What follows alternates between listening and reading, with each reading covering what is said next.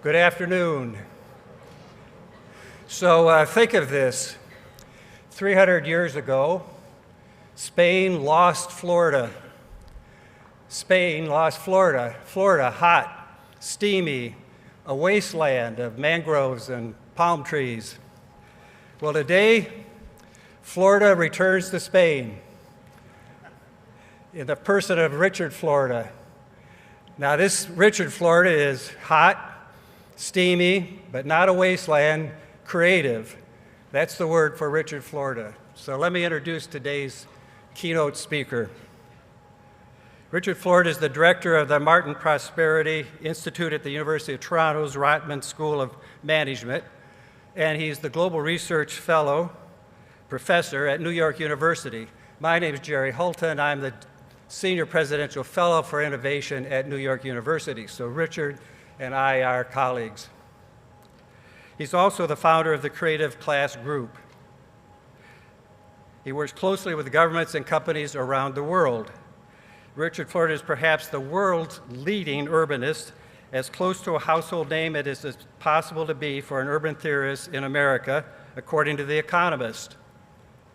Esquire has included him in its annual list of the best and brightest, and Fast Company dubbed him as an intellectual rock star.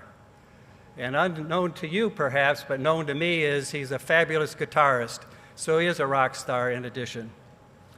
Florida is the author of several global bestsellers, including the award-winning The Rise of the Creative Class. I'm sure many of you have read that. He's also senior editor for The Atlantic, where he co-founded and serves as the editor-at-large for Atlantic Cities, the world's leading media site devoted to cities and urban affairs. Richard appears regularly on CNN and other news broadcasts and is a regular contributor to the op-ed pages of newspapers and magazines around the world. Time magazine recognizes Richard Florida's Twitter feed as one of the 140 most influential in the world. So with that, let me introduce today's keynote speaker, Richard Florida. Thank you, Jerry. Thank you.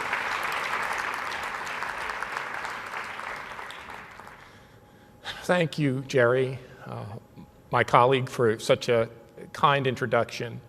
It's always just spectacular to be back here in this magnificent city of Barcelona. You know, I think of all the writing and research and talking I do about, well, not just the smart city, but what I call the creative city. And there really is no place in the world that I can think better reflects this intersection of the creativity of people, from the arts to culture and now technology, combined with a spectacular use of natural amenities, a spectacular waterfront, now renovated and refurbished, not only with hotels and restaurants, but with technology and innovative companies leading this charge to build the smart city and smart metropolis of the future. It's amazing if you think back. My first visit to this city was in 1985, when I was starting off as a professor in Ohio State University. And if you can think about what's been achieved in just this one city in that period of time, it is truly astounding. And the point of fact is, we're just beginning. And that's, of course, why all of us are here. We're just beginning in this shift, this reurbanization, the lifting up of our cities, the return from sprawling suburbs to bustling urban cores, the harnessing of human creative powers, which have always existed in cities over the millennia, but now are clustering and concentrating, in the combination of that with the creation of a whole new world of smart technology, smart machines, and smart infrastructure. You see, we're really dealing with the intersection. No, we're dealing with the coming together of two great revolutions. And that's what I want to talk about today, and help all of us get a little bit more perspective. Take the big picture and try to drive it home. You see, on the one hand, we're going through an economic revolution as we shift from an older, industrial, raw materials-driven, factory-powered economy to a new kind of economy. A smart, knowledge-based, intellectually powered, innovation-driven, creative economy on the one hand, and at the same time, a second coincident revolution, a movement away from the old sprawling, spread out, distributed, suburban metropolitan form to a new wave of reurbanization and the rise once again of density, of clustering, of concentration, and of great cities. It's been a tumultuous time. If I scroll back in my mind's eye, from the first time I visited this great city as a 25 or 26-year-old young professor to now, you think about what's happened in that time, not just here in Barcelona, throughout Europe, North America, the United States, Asia. You think about what's happened to our world economy. Well, in that short time, we've seen our world move from an analog world connected by telephones and radios and televisions to a fully digital world where we are completely and seamlessly connected to one another. The rise of all sorts of new transportation infrastructure, the rise of a global world, of a truly global world where not only capital, but people flow seamlessly across borders. The movement back to cities, the dawn of the knowledge age. But it's been a terribly disruptive time. At the same time that we saw the rise of technology, we saw our technology economy crashed several times. A major crash in 2001. We've seen the rise of not only global good guys, but global terrorism, terrorist attacks around the world.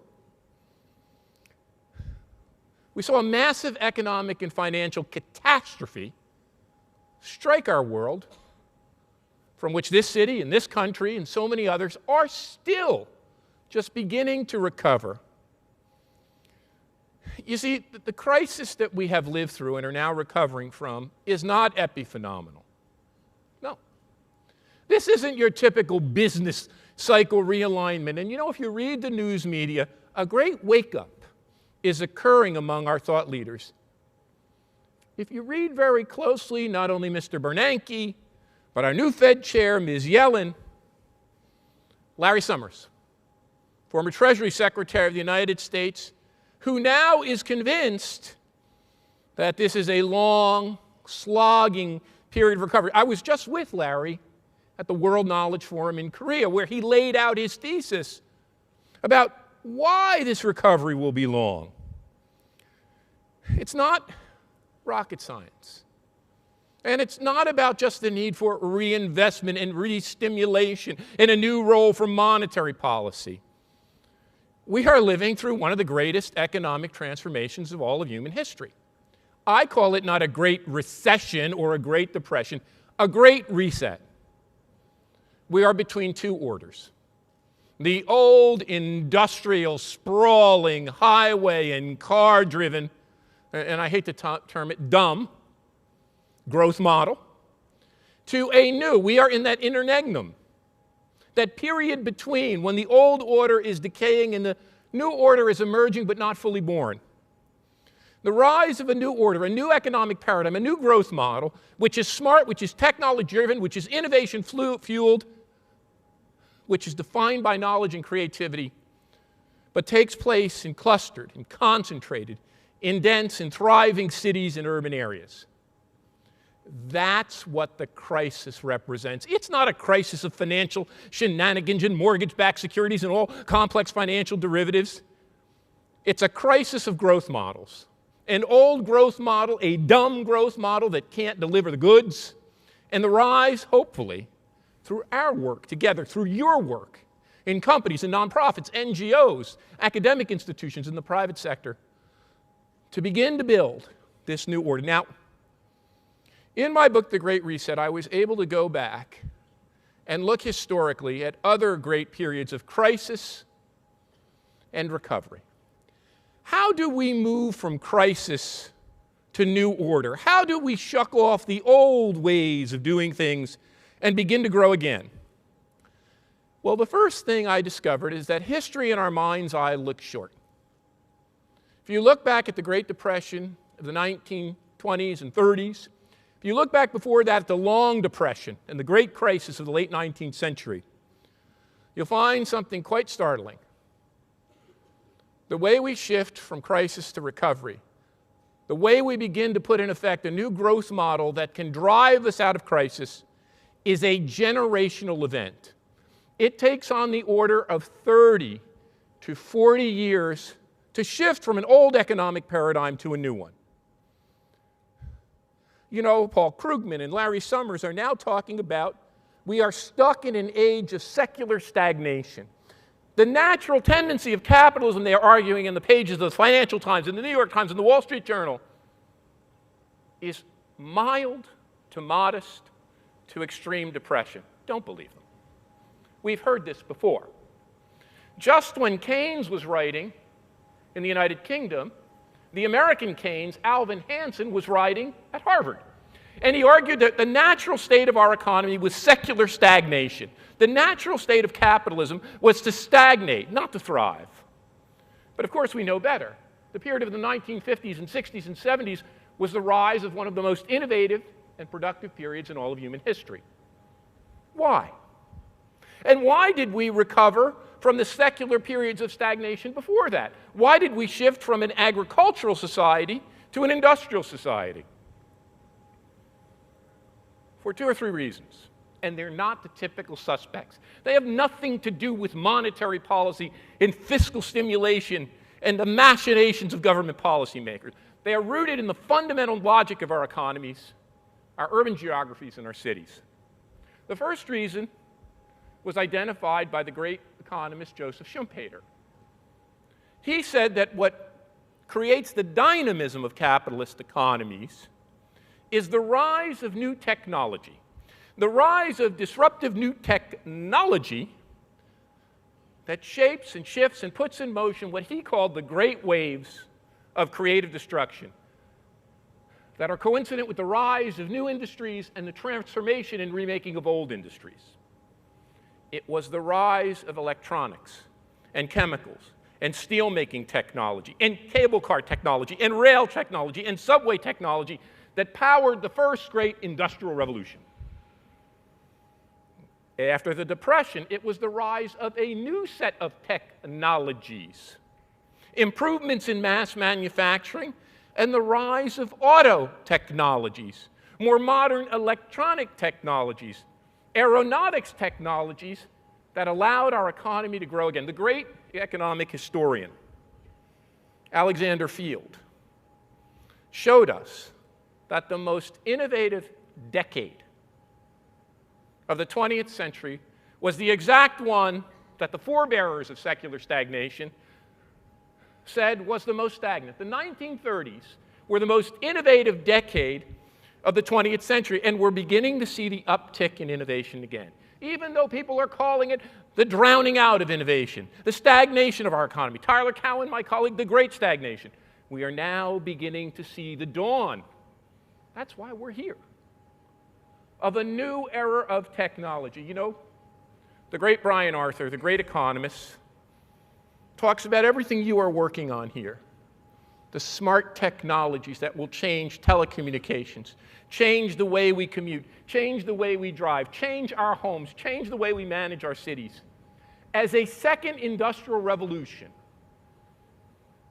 with productivity implications that go far beyond and are far larger as we make our cities smarter and our infrastructure brighter and more information and technology intensive, that will go far beyond what the dawn of early dumb infrastructure of rails and roads and bridges caused.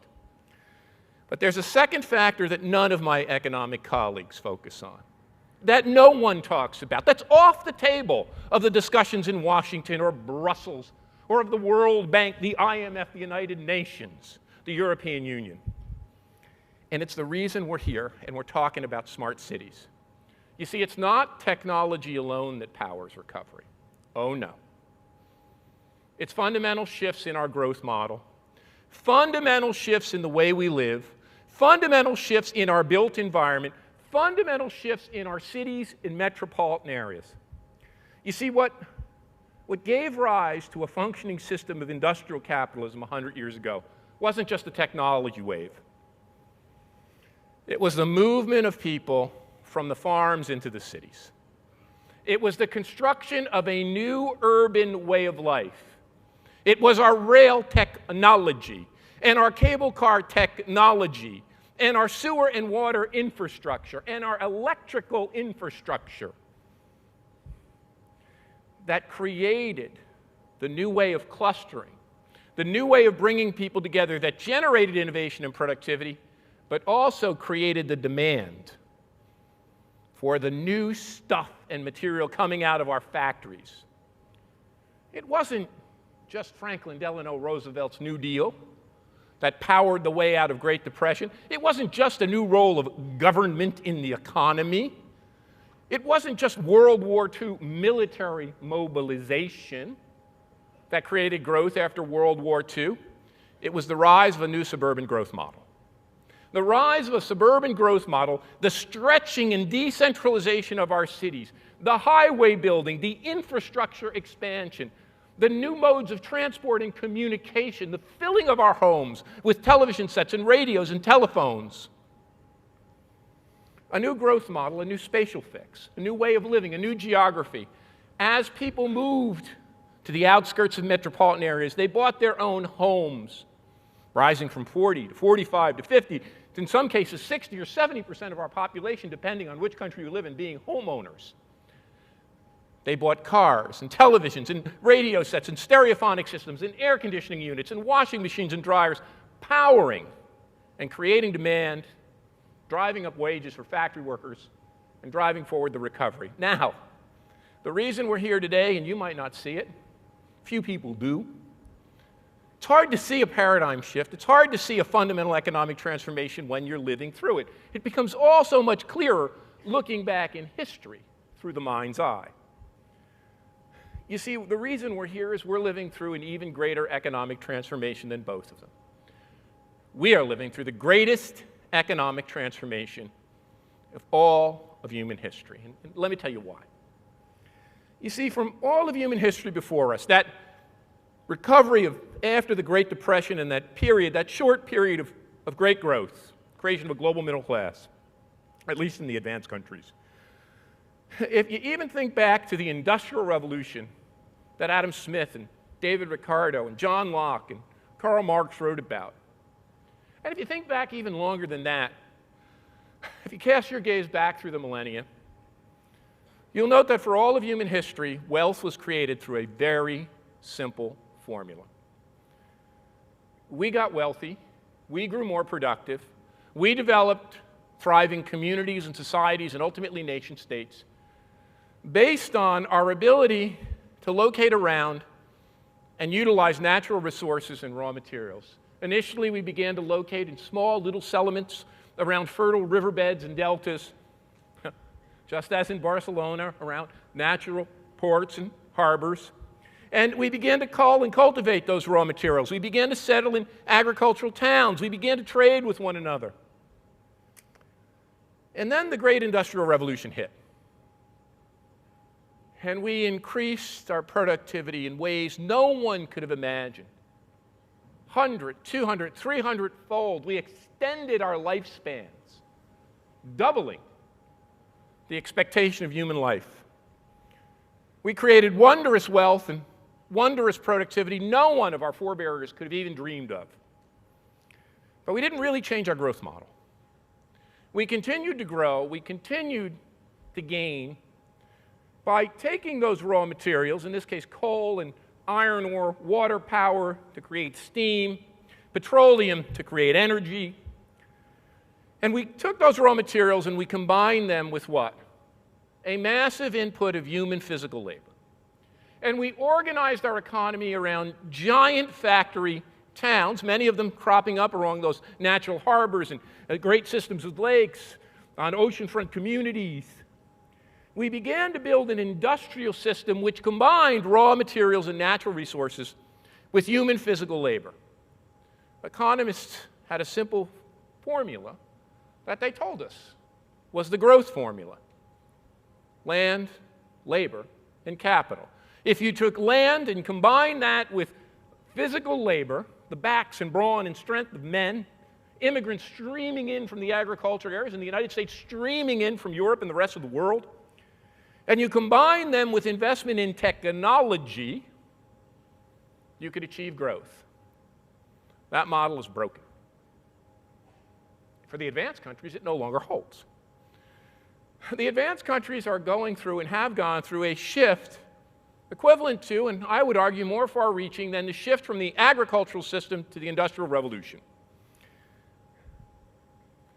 By about the middle of the last century, in the advanced countries, Europe, North America, Asia, as we became industrial powers, we continued to produce agricultural goods with a shrinking share of our workforce. Today, in the advanced countries, between 1% and 5% of the workforce works in agriculture. Same thing has happened in industry. In the advanced countries today, perhaps 20% of the workforce, at most, works in the wide range of blue-collar physical industries that once employed nearly all of us. And that's not just manufacturing and direct production in industry. That includes the construction trades and maintenance workers, installation technicians. In the United States today, the country of my birth, or in Canada, where I live part-time, roughly 5% of the workforce is engaged in direct production and manufacturing. Now, our economies did not collapse. We continued to grow and thrive. Why? Because we changed the way we produce. We went through the first economic of the two revolutions I'll talk about today, the economic revolution. We shifted from a manufacturing and industrial economy to something new. Now, many people have talked about this, and I've been fortunate enough to learn and read from many of them. People talked about the rise of a service economy as we shifted from making things to trading services. Others talked about the rise of post-industrialism, a digital age, a technology age, an internet economy, a cybernet economy, an information society. The great Peter Drucker said that we are shifting to a knowledge economy. He got a lot of it right. There is no doubt that the kind of economy we are moving to is information intense, is technology driven, and is powered by knowledge. But there's something deeper than lies even behind our quest for smart technology and smart cities. And that's what I've been able to focus my own research and thinking on. You see, it's not the information we create that powers our economy. It's not the knowledge that is poured into our heads as kids or we accumulate over a lifetime. It's not the technologies that we generate. It's not even the smart technologies that we build that stand at the fundament of this new order. There's something deeper and more basic. The great psychologist Robert Sternberg, he talked about it this way. He said, if you find a great CEO or great technology innovator, a great entrepreneur, or a great company manager, a great political leader, a great designer, a great musician, or a great artist, and the list goes on, you have found the same kind of person. It's a creative person. But it goes deeper than that.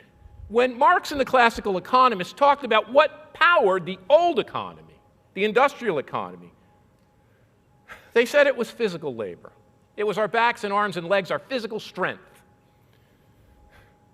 They argued not only did that power our economy, but it was our physical skill, our artisanal skill, in the small shops of Barcelona or Madrid or in Milan, throughout Germany and in the industrializing quarters of the United States.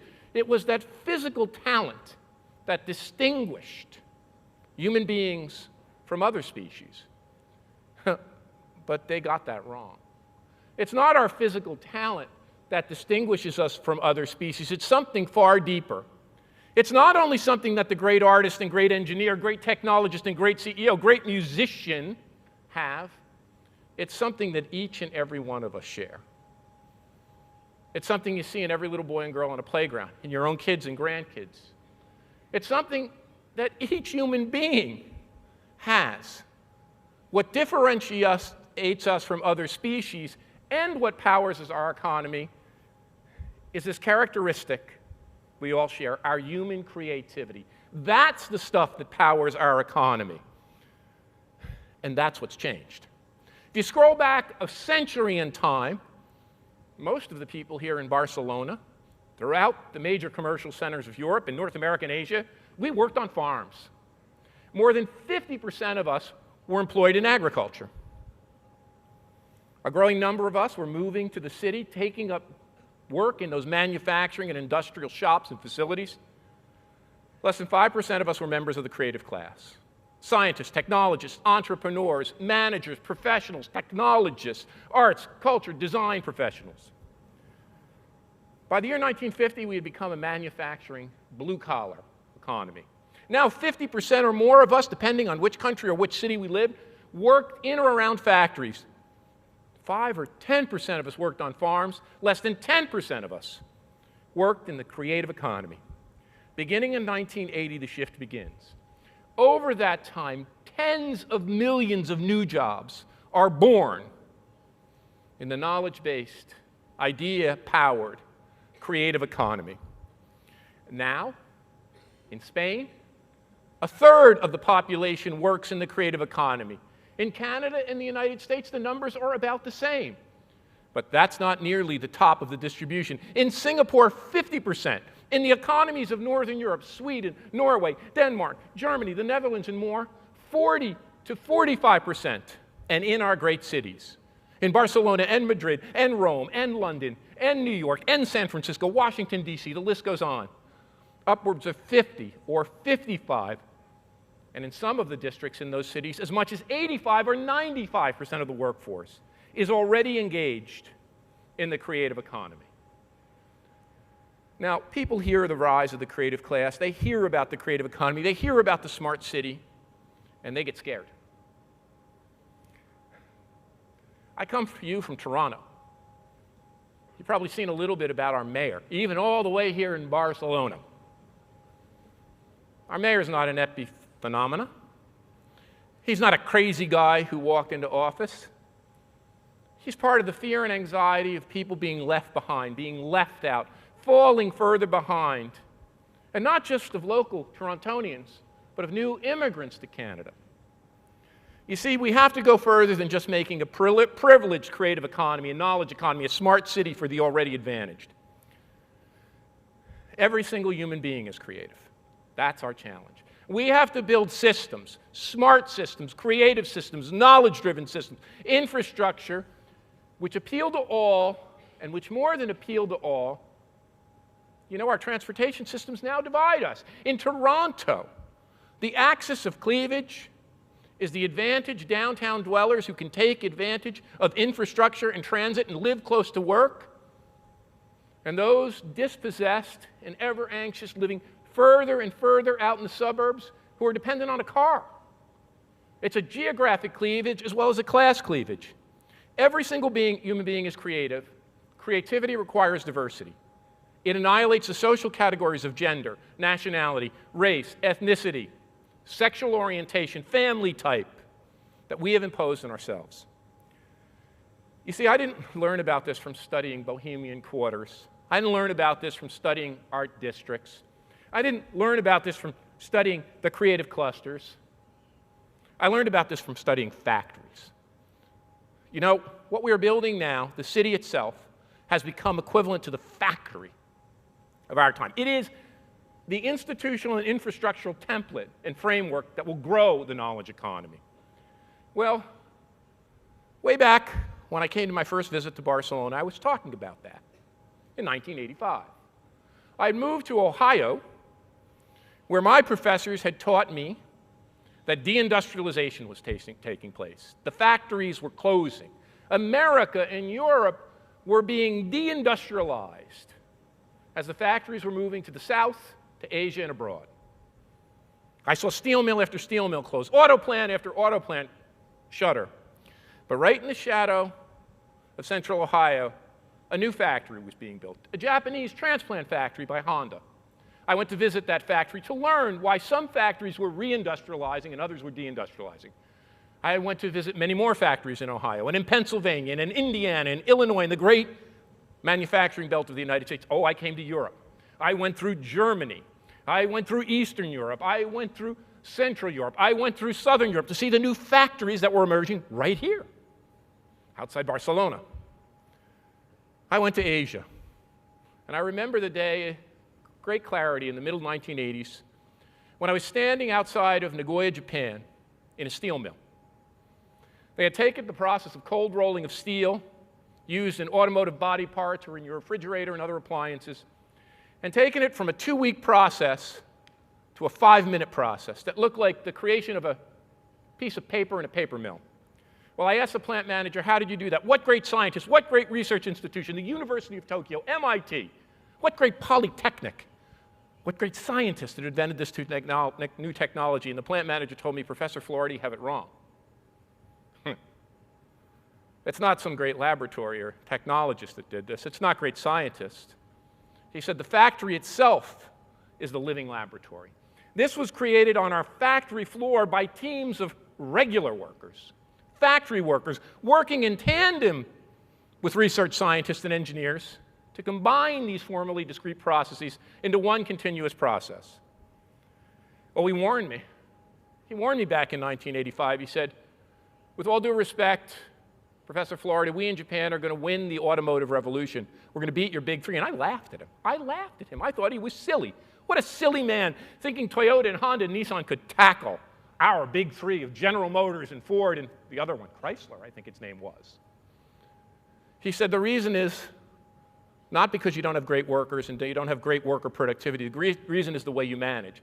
You think the key to success is having a high-powered CEO and a great research science group and a phalanx of MBAs. We know better. The key to success lies in harnessing the knowledge and the talent of the factory worker. And then I realized where I heard it first. I heard it from my father. My father's name was Louis Florida. He was born in 1921 in Newark, New Jersey, the son of immigrants from southern Italy to the United States. My dad was a young person, a young boy, when the Great Depression hit. And on the day he turned 13, when he could get working papers in the United States, he left his schoolroom in the 7th grade.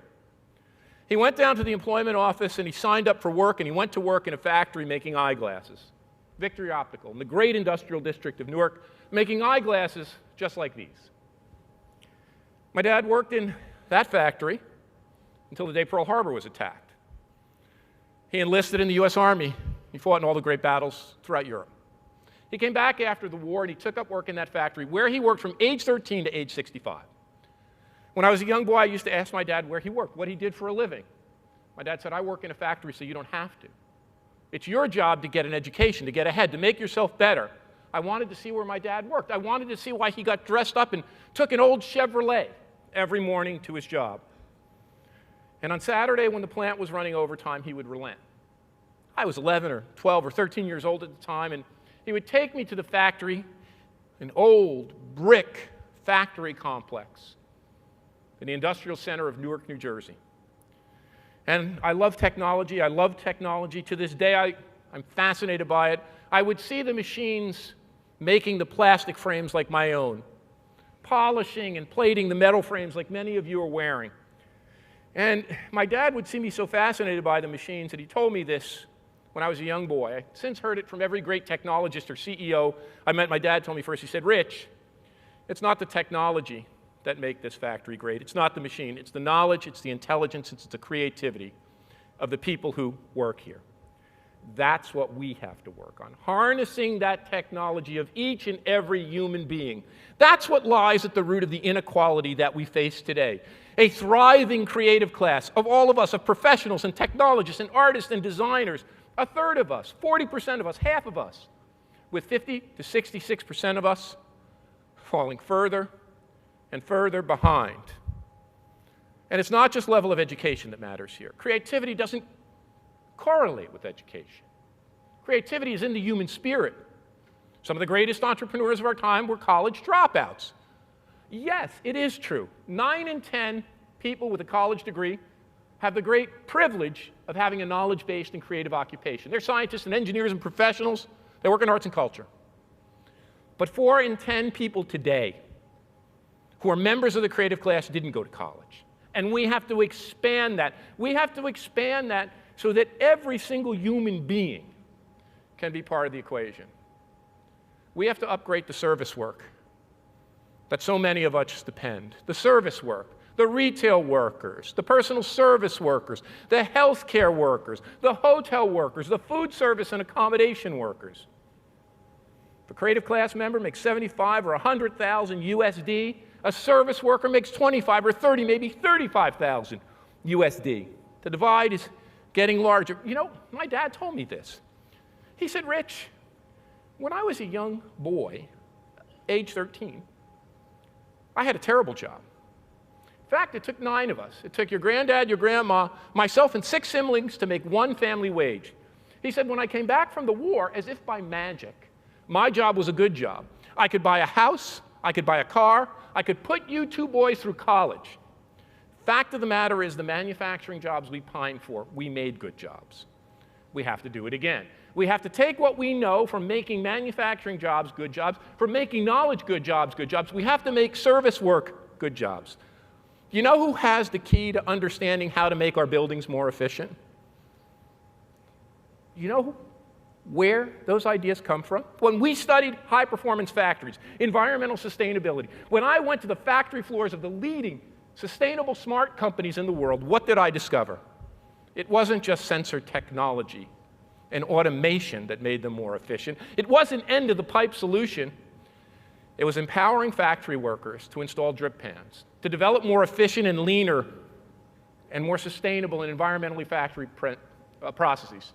That janitor who walks around the hallways at night, that janitor who understands which windows are open, which systems can be improved, empowering our service workers, making them work together with technology. That's the key to our future, and to creating better jobs, elevating those jobs, making them creative and knowledge jobs. So we are getting through the first part of the transformation. We're getting through the creative transformation. Yes, it will be a struggle. Yes, we have to upgrade some jobs, but that new economic model is in place. It's the second part of the transformation where we're stymied. If the creative knowledge and smart revolution is pushing its way through the old, decaying rubble of the industrial order, it's the second revolution that's lagging behind. Now that's always the case. What first happens is the underlying economic model changes, the underlying source of productivity and growth and of industry organization changes from agriculture to industry, from simple industry to mass production industry, from industrial systems to smarter technology-driven high-tech digital systems today. It's the second part, the infrastructure system, the way we live part, the geography part. It's the urban part that we're struggling with. And that's what we're all stewards of. You see, the knowledge and creative revolution require a new way of living and a new model of economic organization. In the old industrial system, we could be disaggregated, we could be decentralized, we could put branch plants literally anywhere. And when we decentralized and we built roads and built cars and built homes, it helped to push and prime the pump of the basic economic industrial engine.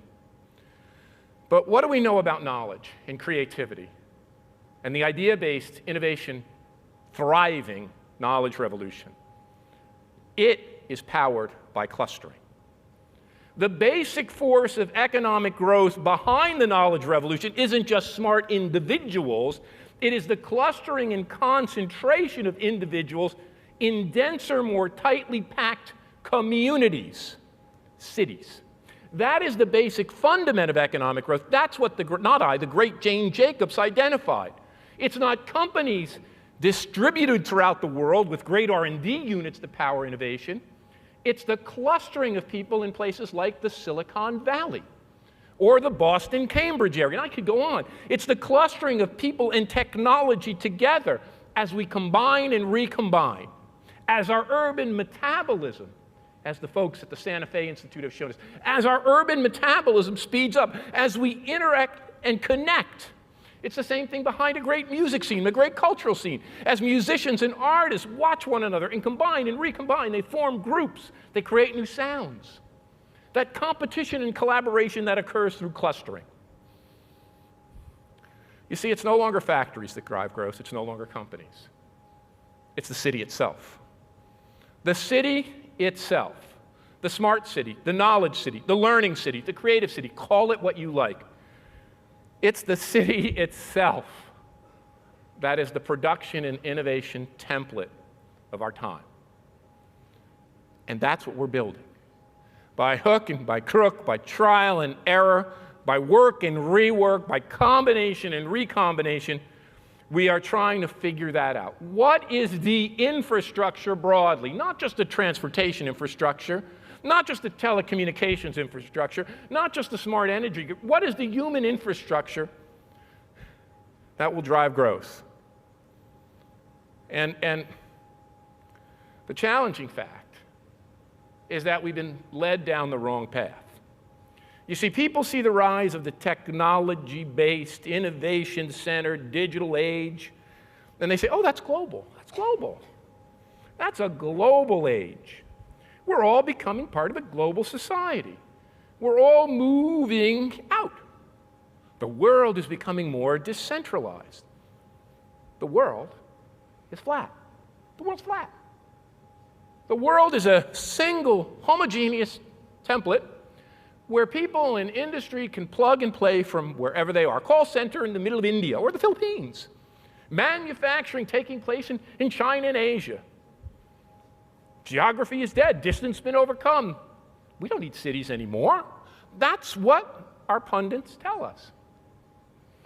But we're puzzled by the fact that over the course of human history, we just keep urbanizing, don't we? To use the hackneyed, overused, cliche phrase, we went from being, well, 3 or 4% urban a couple of centuries ago to about 10 or 15% urban a century ago, to about 25% urban 50 years ago. Now we're more than 50% urban. 75% of us are going to live in cities and metropolitan areas in the next generation. Billions more of us are rushing. 50 to 100,000 people a day. Urbanizing. What lies at the root of this conundrum? You see, the world isn't flat. The world's spiky. The world is defined by the concentration of economic assets as cities and metropolitan areas grow ever larger. It's not just cities and metropolitan areas, it's what I've come to call the mega region, the great megalopolis. Right here in Barcelona, the area that stretches from this city over to Lyon in France.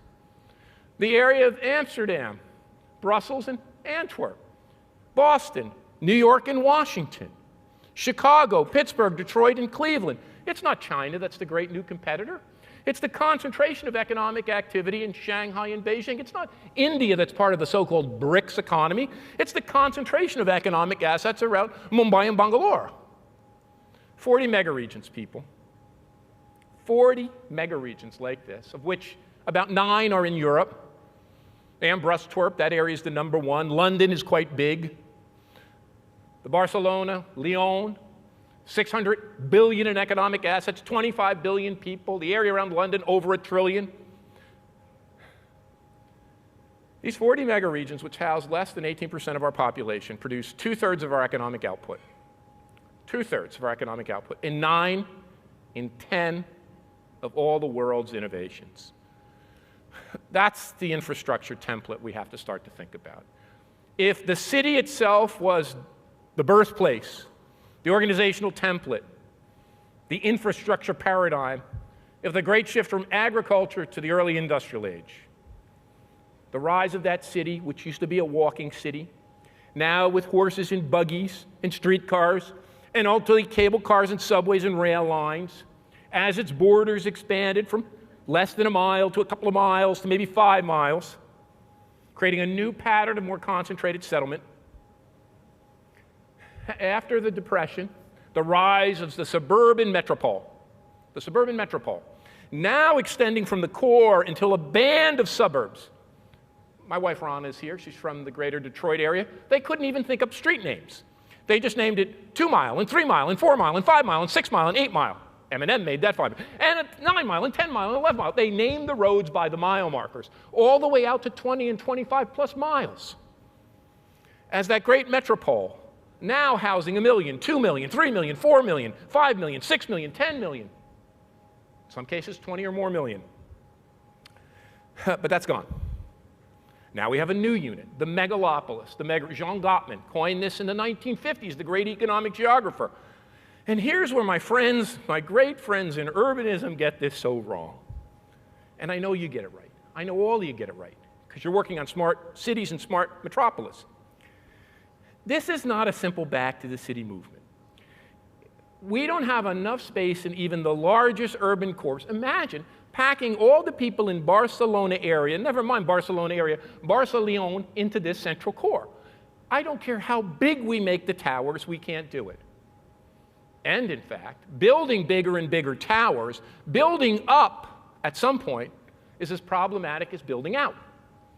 Oh, yes, we know the difficulties of horizontal sprawl when people are disconnected. But what about vertical sprawl? Some of my colleagues in economics say, build more towers, liberalize zoning codes, put everyone in the center. No.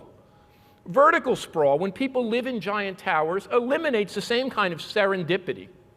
The kind of density we need is the kind of density you see in this city. It is probably the single best example the world has. Oh, we can talk about Soho and Lower Manhattan. We can talk about pieces of Boston and Cambridge. We can talk about areas of San Francisco. We could go on and on. We can talk about Paris or London.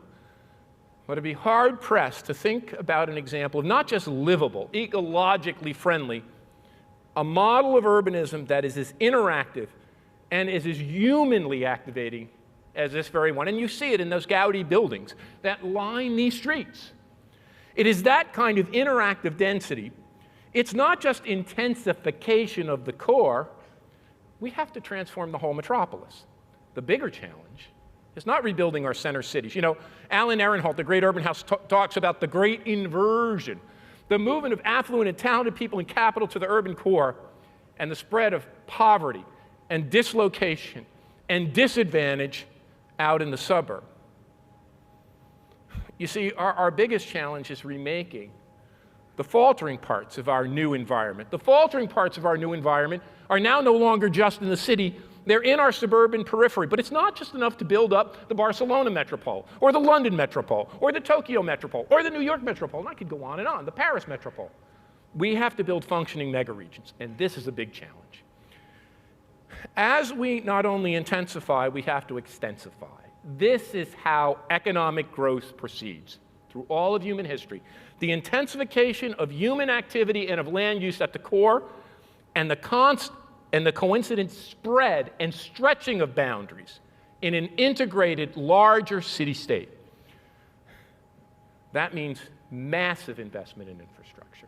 That means investment in the kinds of transformative infrastructure, well, you've seen it work right here in Spain. The onset not only of great airports and great roadways that are smarter and can be driven better, smart cars, driverless cars, high-speed rail networks. High-speed rail networks that connect disparate parts of an urban environment. And we not only have to do this with technology, we have to empower people. And here's, if I talk to you about the divide that's happening between the socioeconomic classes, between the thriving knowledge class and the falling behind service class, and the need to make our jobs better, our urban areas, our city areas, are giving rise to another kind of divide. We are sorting ourselves by not just our ethnicity or our nationality or our sexual preference, not just by who we vote for, if we're conservative or liberal. We are sorting ourselves by our skills and our abilities. As this basic clustering force drives so many of us to locate near other productive people. That's at the bottom of it. As we locate around other productive people, we spur innovation and productivity. We are getting clusters of advantage and clusters of disadvantage, side by side. Now, in Toronto, what that resulted in was a dysfunctional, incompetent mayor. In London, it's erupted in riots. And it's not the only city that has seen riots. Many more have seen this kind of rioting, and it will continue. As I wrote in Rise of the Creative Class, it is not the factory that's the source of class struggle in our time. It's the city itself. It's the city itself. Its place has become the core organizing unit of our economy. It's also become the site of increased struggle for economic advantage. And one thing we know, if you're born into an advantaged, clustered part of our metropolis and megaregion, your chances of success are great. And if you're born into a less advantaged part of that metropolis, into an area of poverty, your chances of success. I'm the product of a working class household. My dad had a 7th grade education. No one in my family went to college. I grew up in a working class district, yet I could get a scholarship from my state, New Jersey, and go to our state university. That doesn't happen anymore.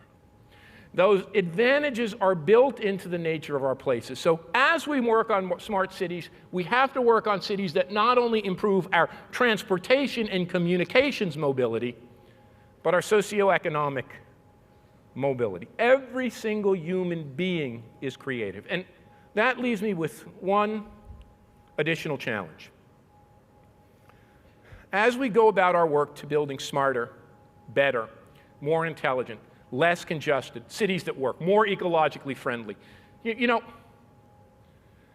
our factories have eliminated waste, haven't they?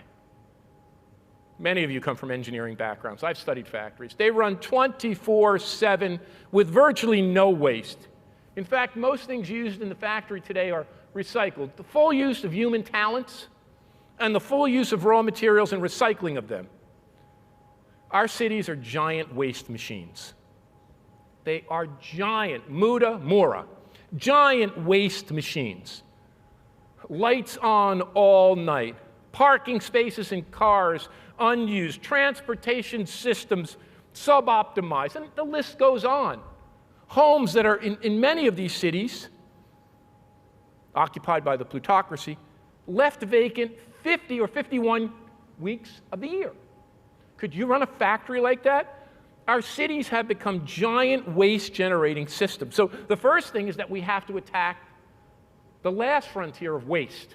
If we've annihilated it in our factories, if we've taken it on in our knowledge work institutions, we have to make our cities run efficiently. But in addition to that challenge, which I know you can address, here's one additional one. We have to make our cities more livable places. We can't just make our cities more productive and more business-like places, although that is what's at the bottom of this economic logic. We have to make our cities more livable places. One thing I've learned in my own research is that the greatest cities thrive on what I call the 3 T's of economic growth. The first T we all understand in this room. A great city, a great metropolitan area, a great megaregion has to be a technology leader. It has to have advanced technology. It has to use advanced technology. It has to have the most advanced technology infrastructure. It has to have great research and development institutions, great research universities. Look at what we're doing in New York City to attract, that's why Jerry and I are colleagues, to attract the best and brightest in engineering to a city of finance and media and industry. But technology alone will not power this revolution. You know how I know that? I lived for nearly 20 years in Pittsburgh, Pennsylvania, a city that was on the frontier of technology along with my wife's hometown, Detroit. Cities that were at the cutting edge, the Silicon Valleys of their time. The Silicon Valleys of their time. Only to see that technology and industry move away. Because technology is mobile. What I found out when I was teaching in Pittsburgh is even the patents we created, innovations we created in Pittsburgh, were being more used in the Silicon Valley or Tokyo than they were in the hometown of Pittsburgh.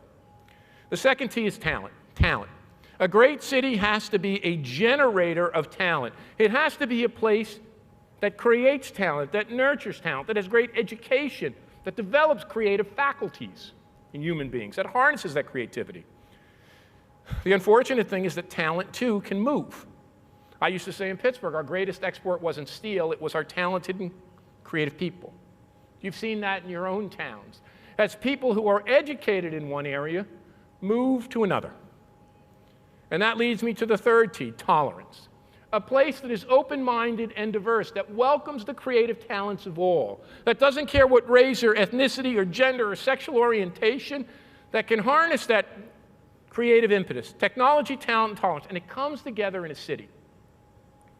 So while we're working on smarter cities and more technology-driven cities and cities, automated cities, cities with better sensors, we have to work on the second dimension, quality of place.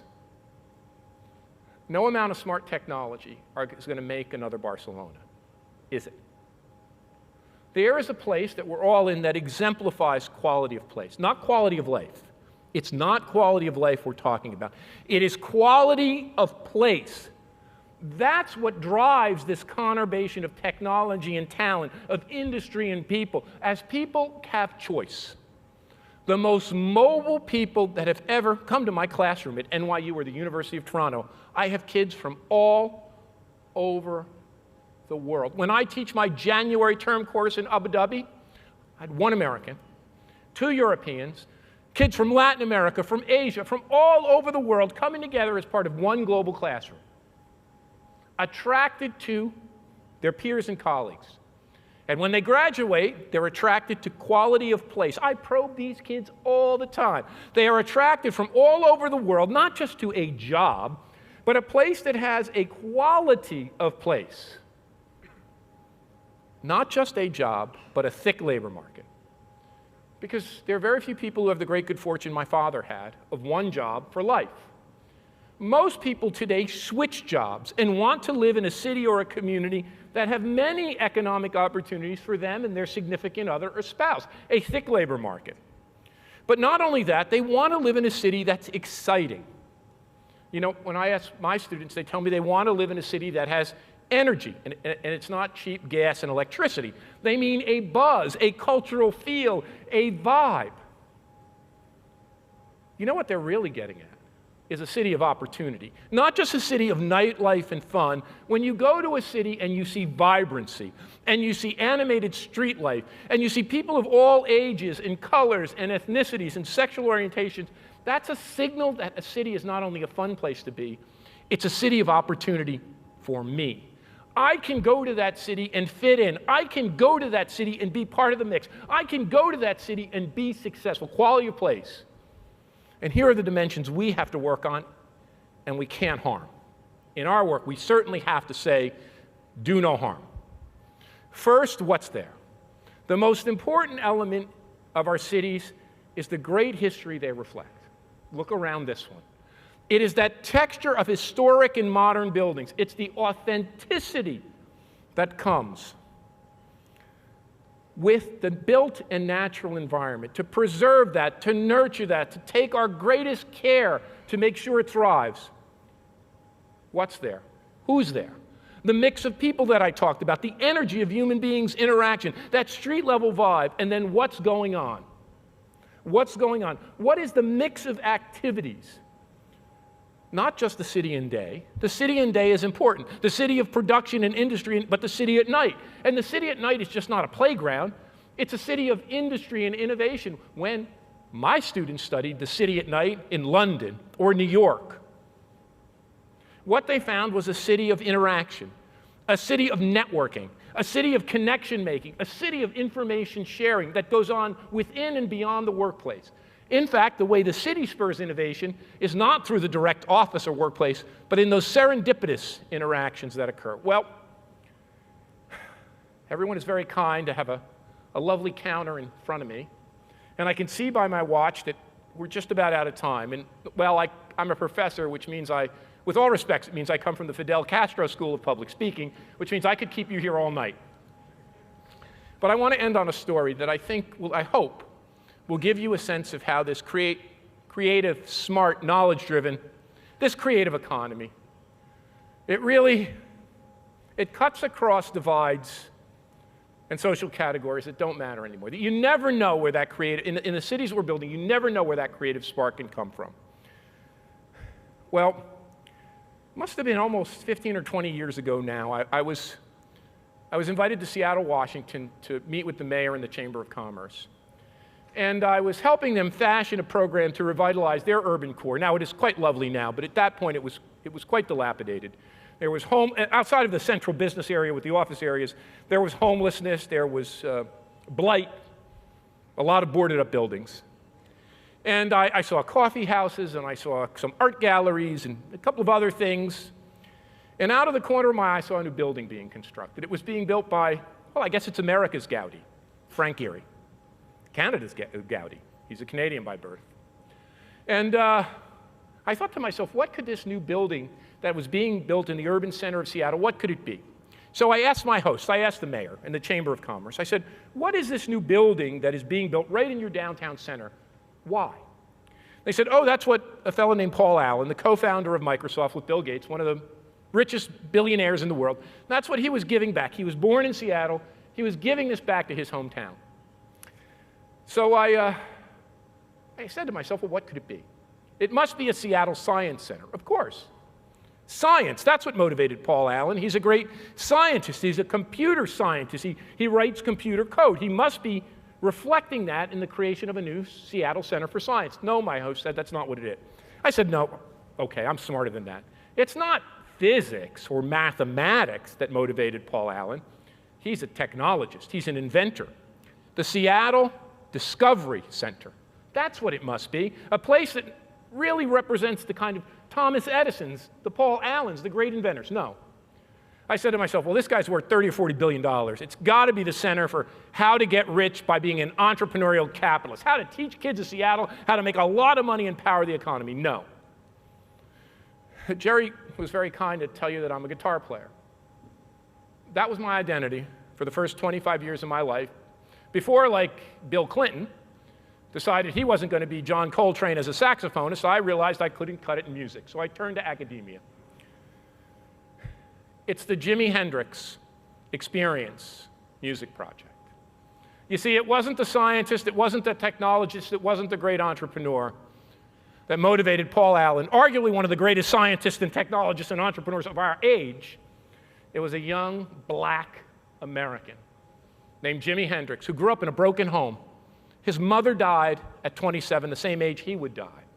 A young black American who found a guitar and learned blues and rhythm blues and soul, moved to England and formed a band, and not only changed the way he played music, he was a technology innovator. He worked with Jim Marshall and Leo Fender to make new amplifiers. He worked on those pedals, wah-wah pedals and fuzz pedals and echo pedals. And when he got enough money, you know what he did with it?